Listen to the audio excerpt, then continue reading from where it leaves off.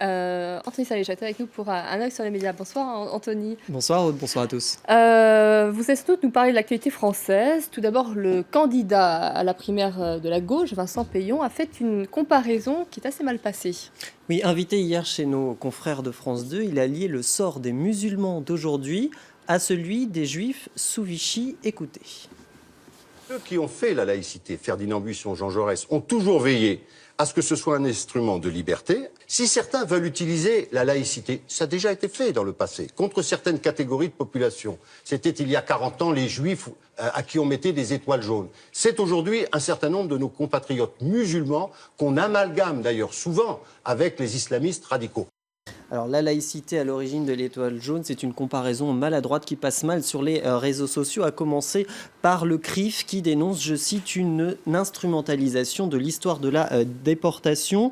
Autre réaction, celle de cet internaute qui préfère ironiser cet historien qui attribue un 1 sur 20 à Vincent Peillon, lui-même agrégé d'histoire.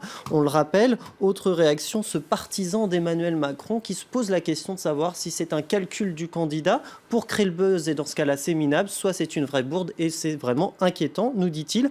Réaction bien évidemment aussi des hommes politiques, ce membre des Jeunes Républicains qui estime que c'est complètement incompréhensible et que cette gaffe sur l'histoire de notre pays, permet de mieux comprendre pourquoi Peillon a été écarté du ministère de l'Éducation par Hollande. Alors, principal visé, c'est le Front National et qui a bien évidemment réagi, le vice-président du parti frontiste Florian Philippot, qui estime même que Vincent Peillon devrait renoncer à sa candidature au sein de la primaire à gauche où on a réagi aussi le député socialiste Eduardo Reyan-Sipel, qui est partisan de Vincent Peillon, a estimé que c'était une polémique stérile, en précisant que Vincent Peillon avait voulu recadrer les choses par la suite. C'est vrai que dans l'après-midi, à la fois sur Facebook et sur Twitter, l'ancien ministre a précisé ses propos. Ils ont été mal compris, précise-t-il. J'ai voulu dénoncer la stratégie de l'extrême droite qui utilise les mots de la République pour les détourner contre la population.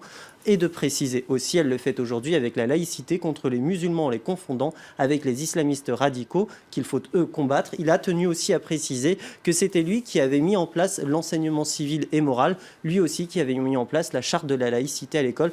Pas sûr que ça suffise à faire taire ses détracteurs. Toujours en France, l'agriculteur Cédric Herrou qui est jugé pour avoir installé une cinquantaine de migrants dans un ancien centre de vacances SNCF désaffecté. Oui, ce n'est pas un sacrifice, c'est un honneur. C'était ses mots ce matin devant le tribunal de Nice. Cédric Herrou qui a reçu beaucoup de soutien de la part des internautes. Incroyable ce courage et cette humanité. Soutien à Cédric Herrou, le vrai visage que la France doit avoir. Autre réaction, bienvenue dans un monde où aider son prochain peut t'envoyer en prison.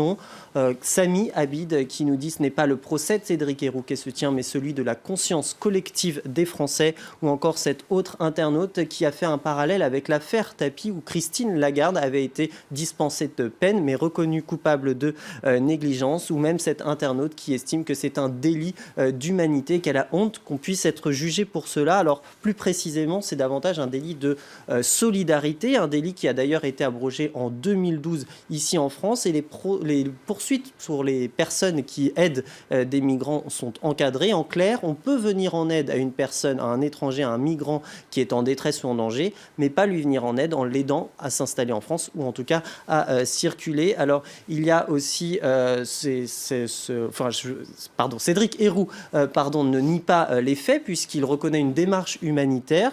Mais ce n'est pas vraiment l'avis, évidemment, des magistrats. Ils estiment qu'il n'y a pas de secours humanitaire, mais bien une démarche militante derrière cela.